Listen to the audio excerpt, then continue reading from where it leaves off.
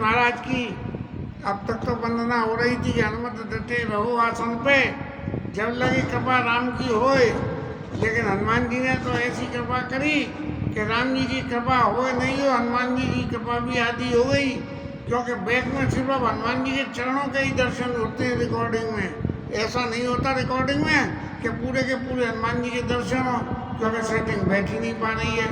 अब हनुमान जी से फिर कहना पड़ेगा कि महाराज आप जो है हनुमत डटे रहो आसन पे, जब लगी कथा राम की गोस्वामी जी महाराज गुण अवगुणों की चर्चा करते हुए बराबर ये कह रहे हैं कि गुण देखो अवगुण देखो और गुण अवगुण की तुलना भी करो तो पता लग जाएगा कि गुण क्या है अवगुण क्या है। लेकिन यदि अवगुण देखें तो अवगुण देखने के संग में गुण निश्चित रूप से देखो, तभी कल्याण होगा। खाली अवगुण देख के छोड़ दोगे तो नहीं होगा। कैसे? श्याम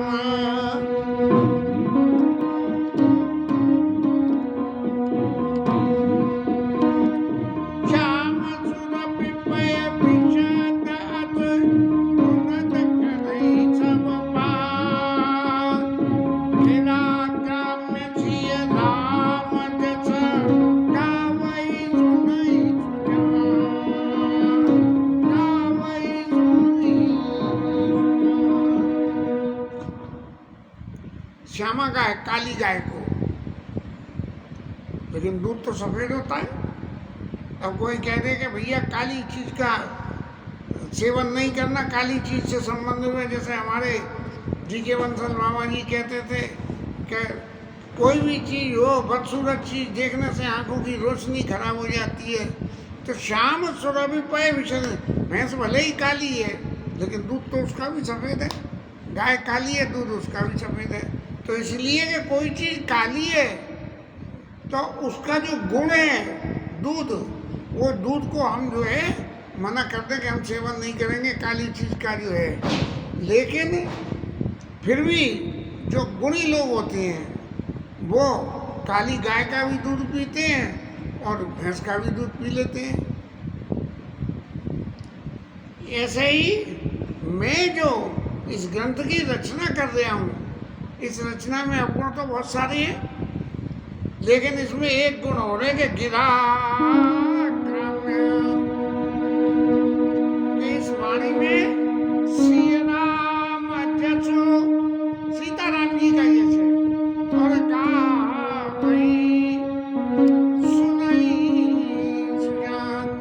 चतुर लोग जो है इसीलिए इसलिए भगवान राम के चरित्र का गान करेंगे और सुनेंगे। ये तो दूध के भाषा में है। अब भगवान राम का चरित्र जो है मणि के समान है, और यदि मणि के समान है तो मणि का क्या होता है? मणि मानिक मणि मानिक मुक्ता छवि जैसी आई गिरिगज सिरा सोन तैसी। काली गाय का सफेद दूध तो गुणोत्पान कर ले हैं, लेकिन जो मणि है और मोती है इनमें छवि कब आती है? भाई सीप के अंदर पड़े हुए मोती में क्या कोई शोभा नजर आती है? और क्या सांप के काले सांप के सिर पर धरी हुई मणि कोई शोभा देती है? तो अही सांप गिरी पर्वत के ऊपर और हाथी के सिर में सो न तैसी, वहाँ उसकी मणि की शोभा नहीं होती है। तो मणि की भी शोभा कहाँ होती है कि राजा के मुकुट में जाके और तरुणी तनु पाई, किसी युवा स्त्री के शरीर पे जब मणि और मोती लगते हैं, लाई सकल शोभा दिखाई।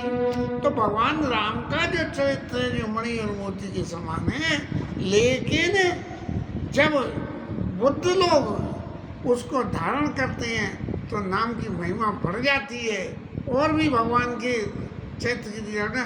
तैसे ही सुख भी कवित बुद्ध कहाई। बुद्धिमान लोग क्या कह रहे हैं? बुद्धिमान लोग ये कह रहे हैं कि भाई काली गाय के सफ़ेद दूध में गुण होते हैं और सांप की मणि में गुण होते हैं और सीप के मोती में पैदा तो होता है, सीप से ऐसी काली पीली सी सीप होती है लेकिन मोती ऐसा सफ़ेद होता है। तो और वो जब ये तरुणी के शरीर में स्थान पा लेते हैं तो मोती की भी शोभा बढ़ जाती है। तो ऐसे ही ये जो मेरी कविता है, ये जो मेरी भगवान राम के चरित्र की कथा है, ये अपने आप में मेरे में कोई गुण ना होते हुए भी मेरी इस भक्ति की गति, क्योंकि भगवान राम रूपी तरुणी या गाय इसको धारण करे तब जो है इसकी कीमत बढ़ जाई। तैसे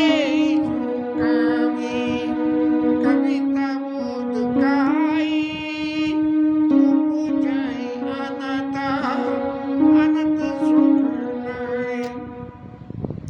कवियों की रचना भी पैदा तो कहाँ हुई? अब तुलसीदास जैसे वहाँ गांव में रहने वाले, वो कौन सा गांव, क्या नाम था तुलसीदास का, बांदा जिले का, वहाँ जो है उसमें पैदा हुए और वहाँ से फिर जो है बनारस में जाके रामायण लिखनी शुरू करी। तो उपजई अनंत पैदा तो हुआ है और अनंत सुख लहई। और जाके हुआ क्या कि अयोध्या में जाके उसकी कीमत हो गई। ये रामचरितमानस की कीमत राम जी के साथ जब ये रचना अयोध्या पहुंची तब इसकी भगवान राम की शरण जाके और इसकी कीमत हुई। क्यों? भगति भवन विहाई। शारदा मैया जो है सबकी वाणी पे रहती है और सबकी रचना करवाती है। तो क्या हुआ? अगर भगवान की भक्ति करोगे तो भगत है तो विधि भवन विहाई। ब्रह्मा जी के ब्रह्मलोक से ये शारदा मैया और सुमिरत शारद आवई दाई। जैसे ही भगवान के चित्त का वर्णन करने के लिए शारदा मैया को बुलाओ, अरे मैया भगवान का चैत्र वर्णन कर रहे हैं, तुम आ जाओ थोड़ा सा हमारी मदद कर दो। तो शारदा मैया जो है सुमिरत शारद आवत धाई, भागती हुई चली आती हैं। लेकिन ये हमारे बराबर वाली शारदा मैया तो कथा भी नहीं सुनती हैं हमारी यहाँ के राम जी की। रामचरित सरबिनोन बाए। राम जी के चरित्र रूपी सरोवर में यदि स्नान न किया सो श्रम जाई न कोटि उपाय। ये यदि अपनी कविता की या अपनी रचना की कदर करानी है तो भगवान राम के चरित्र रूपी सरोवर में स्नान करना पड़ेगा, तब जाके कविता हो गई, तब उसकी कदर होगी। और नहीं न सो समझाई न कोटि उपाय, नहीं अपनी रचना की कीमत कराने के लिए चाहे कितना भी श्रम कर लो वो सफल नहीं होगा। इसलिए कभी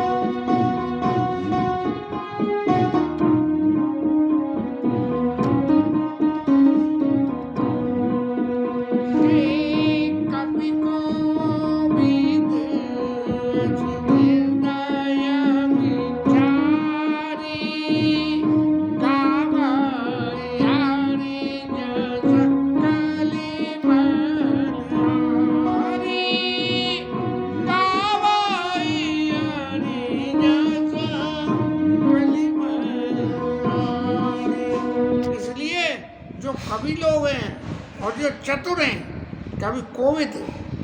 तो वो जो अपनी जो भी रचना करते हैं वो भगवत विषय रचना करते हैं, और उससे क्या होता है, गावई हरि जैसे कलिमल हरि, इस कलिकाल के मल को नाश करने वाले भगवान के यश का ही वर्णन करते हैं, उल्टी सीधी बातों का वर्णन नहीं करते हैं।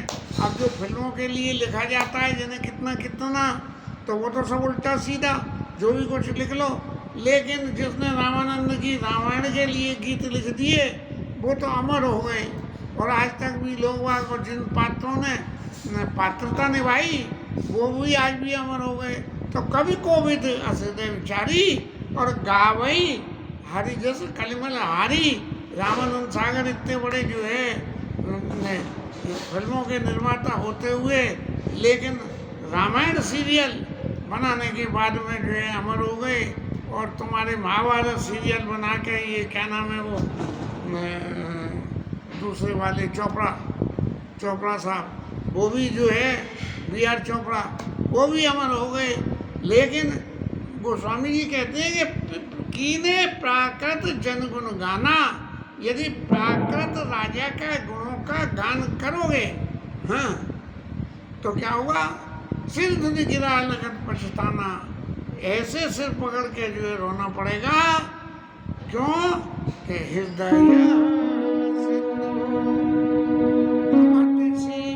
समाना, ये हृदय जो है ये सिंधु के समान है, और जो गुणगान करने वाली हमारी मति है वो सीप। अब सिंधु तो इतना बड़ा और सीप उसमें इतनी जरा सी, और उसके अंदर मोती। तो हृदय सिंधु मत सीप समाना, और स्वाति शारदा कहीं सुजाना। और स्वाति नक्षत्र जो है जब उसमें बूंद सीप में जाकर पड़ती है तो वो मोती बन जाती है। तो शारदा महारानी जो है, शारदा मैया जो है वो स्वाति नक्षत्र के समान है, और वो स्वाति नक्षत्र वाली शारदा मैया जब कवि रूपी कविता के सीप में कवि के हृदय रूपी समुद्र में जाके जब विराजमान होए, और इस तरह से जो वर्षा होए, जो वर्ष ही बार विचारो, इस तरह से जो यदि स्वाति नक्षत्र में बारिश होए कविता मुक्ता मणि चारू, तो वो उस कवित्व की कीमत भी कैसी हो जाती है, जैसे मोती की कीमत सीप तो काली और अंदर ऐसा फिला मोती, और मोती की कीमत का तो कोई बात ही नहीं। अब मोती बन गया, भगवान की हो गया, लेकिन अब मोती की आगे कदर कैसे हो, तो उसकी कदर ऐसे होगी कि जुगुति भेदी उन्हें कोई आई। मोतियों की तो माला बनाई जाती है ना, तो जुगाड़ लगा के और भगवान के चैत्र के रूपी मोती को उसमें पोए, नाम चरित बरता, और भगवान के राम चैत्र रूपी, भगवान राम के चैत्र का धागा बना के, और उसमें वो भगवान के नाम के मोती को पोआ जाए, और फिर वही नहीं सज्जन विमल और शोभा अति अनुराग। ऐसे भगवान राम के चैत्र को सज्जन व्यक्ति यदि अपने अंदर धारण कर ले तो इतना शोभा हो जाती है, उस व्यक्ति की भी मोती की भी दोनों की शोभा हो जाती है। लेकिन परिस्थितियां सब इसके विपरीत हैं। क्या है कि समय के प्रभाव से सब कुछ बदल जाता है। ये तो सात्विक वृत्ति वाले समय की बात हुई, लेकिन आज इस कलिकाल में जे जन में काली काल कराला करतब माया चावे इस कलयुग में जो है, जो लोग पैदा होते हैं वो कैसे हैं कि कर्तव्य वायस कौए की तरह से जो है उनके कर्म होते हैं। कौआ नॉनवेज खाता है, और वेश मराला और हंस के समान बिल्कुल सफ़ेद वेश होता है जो कल काल में पैदा होते हैं। और चलत कुपंता वेदमगन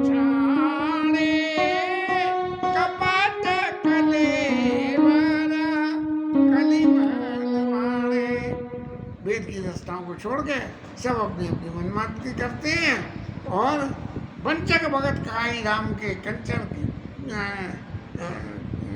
किंकर कंचन को काम के। वो भगवान राम को वंचक भगत, ठगने वाले भगत, वो भगवान को भी नहीं छोड़ते हैं, भगवान को भी ठग लेते हैं। वंचक भगत काई राम के और काय के क्रोध, काम और कंचन, इन तीन कामों के जो है इनके ही भगत होते हैं। और ऐसे जो लोग इस कलिकाल में पैदा हुए हैं वो लोग भी यदि भगवान राम के गुणों की चर्चा करें तो महाराज गोस्वामी जी कह रहे हैं कि ऐसे कलिकाल में पैदा हुए लोगों में बोले सबसे पहले गिनती मेरी है। तीन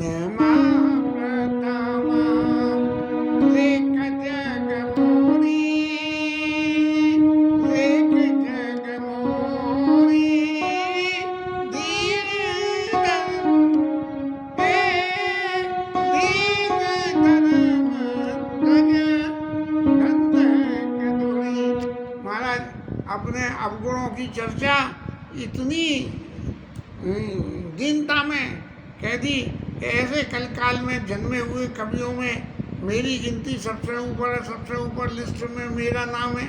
अब सबसे ऊपर मेरा नाम है और मैं उनमें हूँ, तो फिर अब क्या है कि ये कलकाल में जब ना ऊपर तो गुणों की अवगुणों की चर्चा कर दी, लेकिन अब जब अवगुणों के सिरमौर बना दिया अपने आप को गोस्वामी जी ने, तो बोले कि अभी कुछ और अवगुण बाकी रह गए हैं, उनकी चर्चा और करूं क्या। तो जो अपने अवगुण सब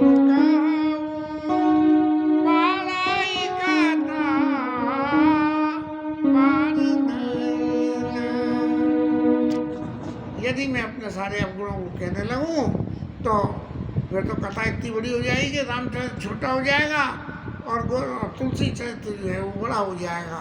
ऐसे जो है पंचक भगत खाई राम के कंचन किंकिन को गए ताते में अते लब बखाने और थोड़े मऊ सब समझे चाहने। इसलिए मैंने थोड़े में कह दी कि तिनमा प्रथम रेख जग मोरी और धीरे धर्म दे धंधक धोरी। मैं धर्म के नाम पे धंधा करने वाला पैदा हो गया हूँ, इसलिए।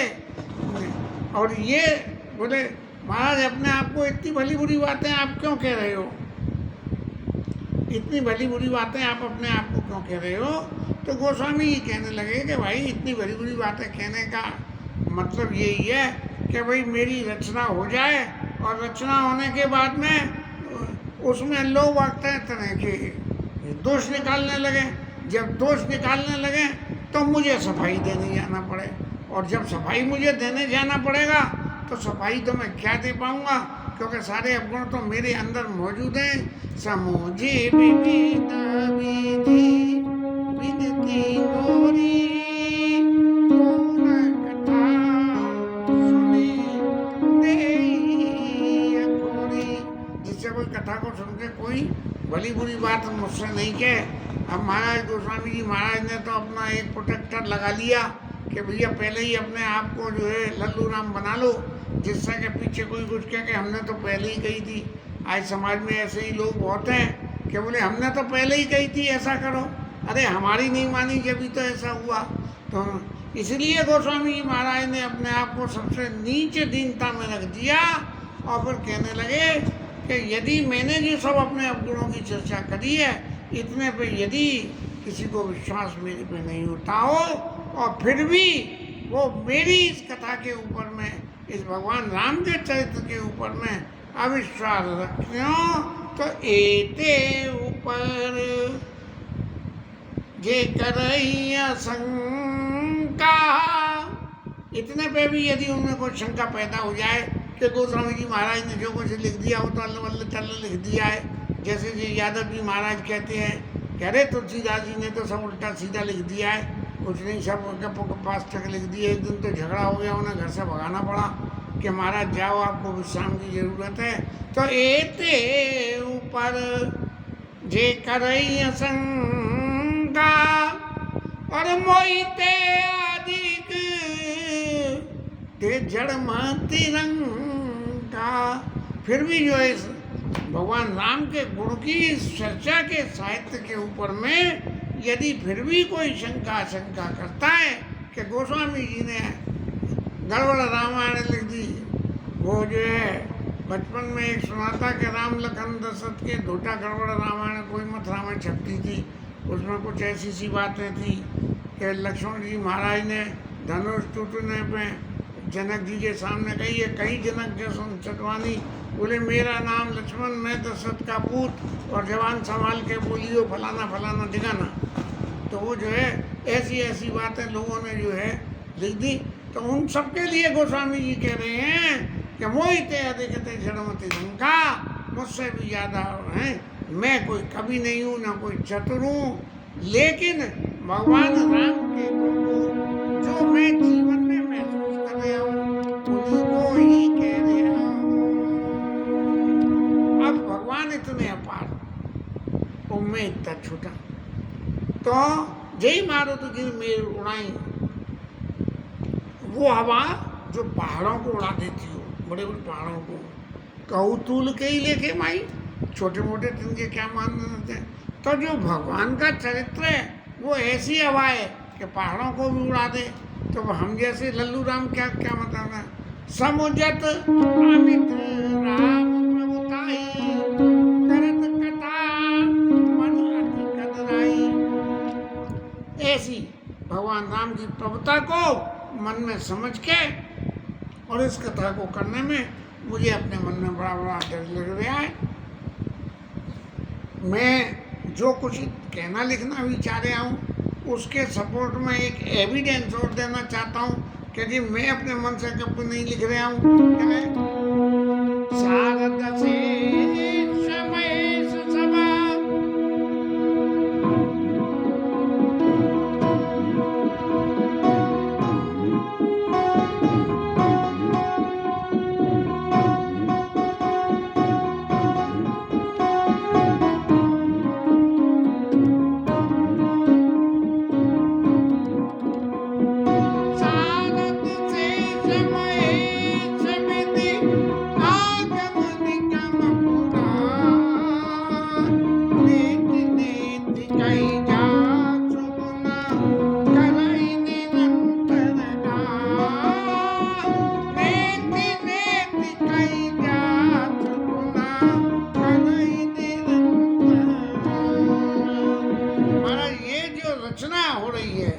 रचना मैं कर रहा हूँ, ये क्या है कि जो शारदा महारानी ने कही, शेष जी महाराज ने कही है, महेश जी महाराज ने कही, विधाता ने कही, आगम निगम और पुराणों ने कही, और वो क्या कही उन्होंने, कहे नेति नेति उनके गुणों का वर्णन करा, और फिर करने के बाद क्या कहा कि नहीं इतने ही गुण नहीं है, ये गुण हो रहे।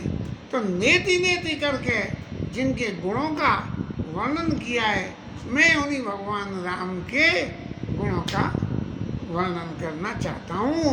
ये मेरी अपनी मति का संकल्प है। हालांकि मैं किसी भी कीमत पे इस चरित्र के काबिल नहीं हूँ, और ना ही इस चरित्र में मेरी अपनी मति काम करेगी, लेकिन राम जी की कृपा यदि होगी तो ये सब काम हो जाएगा। और इसके साथ में ये कथा विश्राम।